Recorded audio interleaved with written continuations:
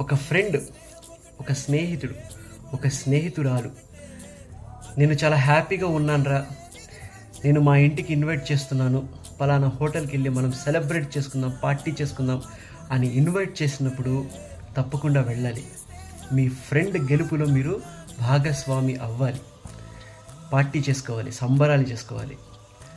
అదే ఫ్రెండ్ గనక కష్టాల్లో ఉన్నప్పుడు థర్డ్ పర్సన్ చెప్పినా కూడా అరే నీ ఫ్రెండ్ చాలా కష్టాల్లో ఉన్నాడు అని తెలిసినప్పుడు మీ ఫ్రెండ్ పిలవకుండానే మీరు వెళ్ళి హెల్ప్ చేయాలి.